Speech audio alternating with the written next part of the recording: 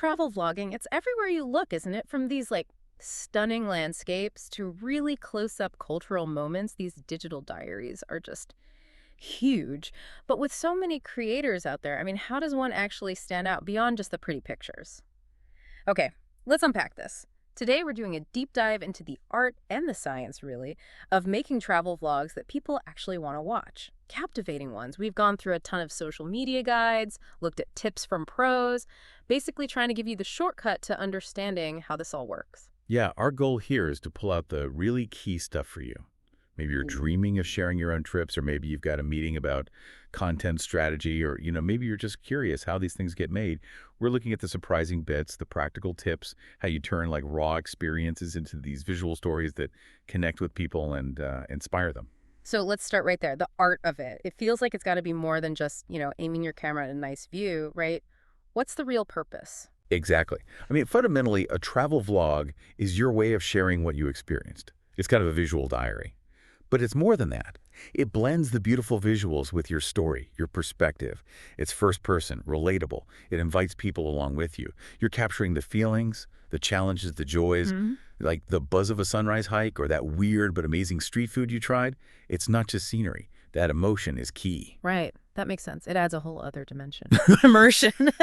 But okay, if it feels so spontaneous, how important is planning? Doesn't planning kind of kill the authenticity of just traveling? That's a really good question. And the answer is, well, every great travel vlog actually starts with a storyline, some kind of outline.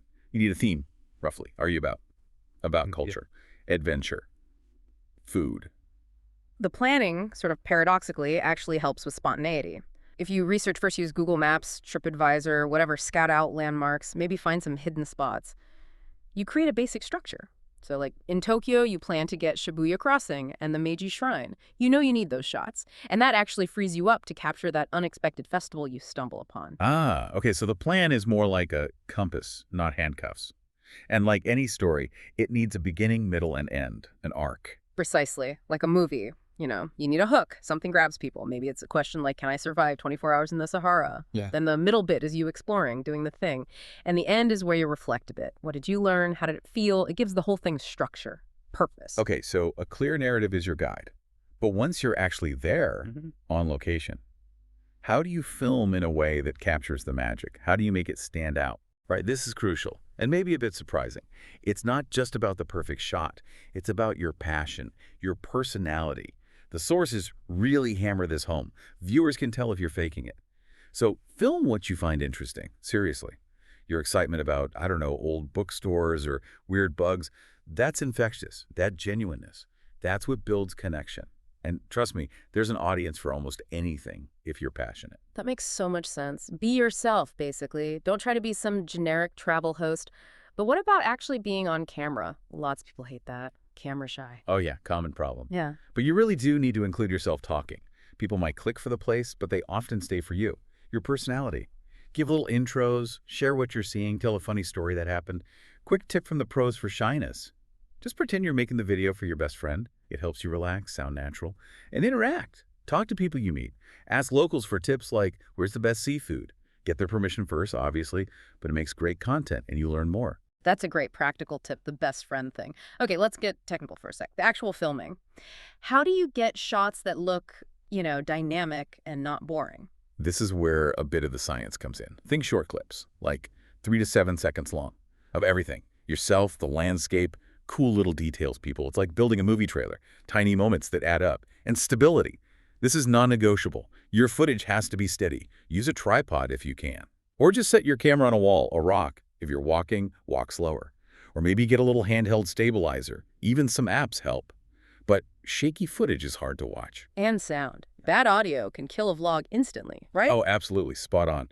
Clear audio is crucial. People will click off so fast if they can't hear you or if it's all noise. Try to cut down background noise. Go to busy places early morning maybe. Fewer people. And wind. Get a wind muff, that fuzzy thing you see on mics. It blocks wind but lets your voice through.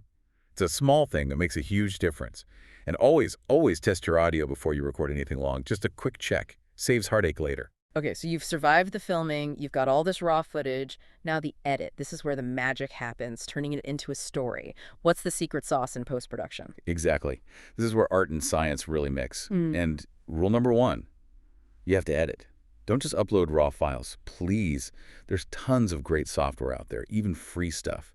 Hit Film Express, DaVinci Resolve, iMovie on Mac, VSDC for Windows. Lots of options. So where do you start the edit? How do you build that narrative we talked about? You need a strong opening, a great shot of the place, and you saying where you are, why, what you hope to see or do, sets the scene immediately. Then, generally, arrange your clips chronologically. It just makes sense for a travel story. Beginning, middle, end. Guide the viewer. What about length? It's tempting to include everything but attention spans. Yeah, that's tricky. Aim for concise. Like 3 to 5 minutes is often a good target for, say, YouTube. Some stories need longer, sure, but be ruthless.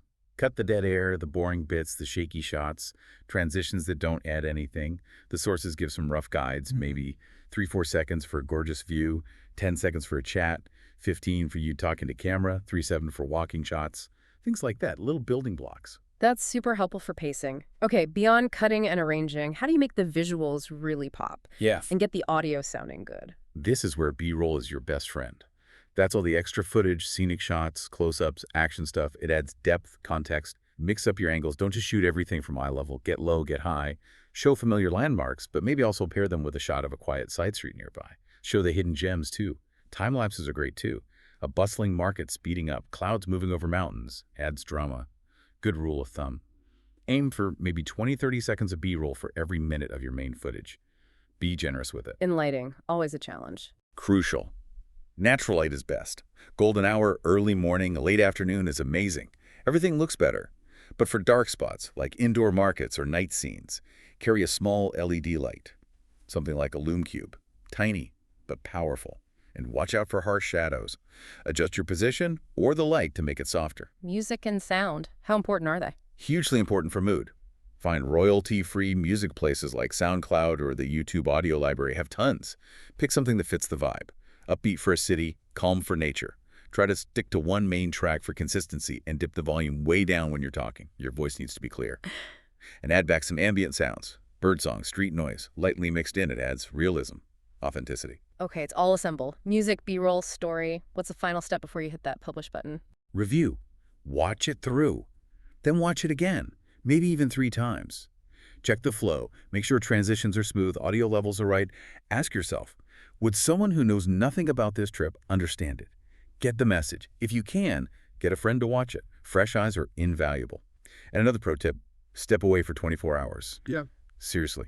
Come back to it fresh. You'll spot things you miss completely. Right. Fresh eyes are key. So, okay, we've got this polished, well-edited vlog, but the internet is crowded. How do you make sure people actually find it and connect with it? It's not just technical skill, is it? Not at all. This is where authentic storytelling really comes back in. That personal connection. Share your real thoughts, anecdotes, feelings. Talk like you're chatting with a friend. Be honest. Share the awkward moments, the times you felt nervous, maybe even struggles, like being nervous before bungee jumping. People relate to that. Vulnerability connects, especially for solo travelers. This is powerful. Share the highs and lows, safety tips, how you make friends. That journey of self-discovery resonates. That makes sense. People connect with people, not just places. What about finding creative angles? Ways to make your content feel fresh, even in popular spots. Yeah, you need a unique perspective. Maybe focus deeply on local food, street markets, talk to chefs, maybe even film yourself trying to cook a local dish. Or do behind-the-scenes stuff. Show the reality of travel vlogging, setting up shots, things going wrong. Room tours are surprisingly popular too. Whether it's a fancy hotel or a basic Airbnb, people are curious. It's relatable, and it can actually help viewers plan their own trips. It's about showing the whole picture, warts and all, not just the Instagram version. Any other filming techniques to make it stand out visually? Definitely. We mentioned time-lapse is great for showing change over time. You can also stitch together really short, snappy clips for a fast-paced, energetic feel. And reaction shots. Film your immediate reaction to trying something new, seeing something amazing. That raw emotion is gold. And drones, of course. If used well and legally, drone footage can add a serious wow factor. Those sweeping aerial shots of landscapes. Yeah, Stunning. Just please check the local rules first. Permits, no-fly zones. Be responsible. Okay, great content, unique angles. How do you nail the delivery, the narration, and actually get people to interact? For narration, especially if it's complex, like explaining history, a teleprompter tool can help. There are apps, websites like teleprompter.com. It helps you keep eye contact and sound smooth. But practice. You don't want to sound like you're reading robotically. Keep it conversational. To get interaction, ask for it. Use polls in your video. Where should I go next? Q&As are fantastic. Answer viewer questions directly. Best street food in Mexico City. And link to your social media. Keep the conversation going there. And this ties into getting found SEO, search engine optimization. Use relevant keywords in your title, description, tags. Think like someone searching. Travel vlog Tokyo, budget travel Europe. Make eye-catching thumbnails. Write clear, intriguing titles and collaborations. Team up with other vloggers. It introduces you to their audience and vice versa. Great for growth. And one last thing, cultural immersion. Feels like that's key for authentic vlogging, not just being a tourist with a camera. Absolutely. It makes the story so much richer. Learn a few basic phrases. Hello, thank you. Show genuine interest in local traditions, maybe a festival, a ceremony. But always, always be respectful. Research local customs beforehand. Ask permission before filming people up close. That respect, that genuine engagement, it comes across. Viewers appreciate it, and frankly, it makes for better, more meaningful content. Okay, so what does this all boil down to for you listening right now? We've really unpacked a lot here. How to take your travels and turn them into digital stories that actually engage people. From planning that story arc, picking the gear, to nailing the edit, finding those unique angles, and building that connection with your audience. It really is this mix of passion, quite a bit of preparation, and then that final polish. That's what can make your deep dive into travel vlogging truly shine. But this raises a really interesting point, doesn't it? All these tips are great for making technically good vlogs, boosting views. But the source material had this little reminder. Don't forget to put your camera down every once in a while and enjoy your trip. So how much does that genuine joy, that actual experience, the stuff lived fully, not just framed perfectly, how much does that contribute to a vlog people truly remember? What story will your next adventure tell, both on camera and maybe more importantly off?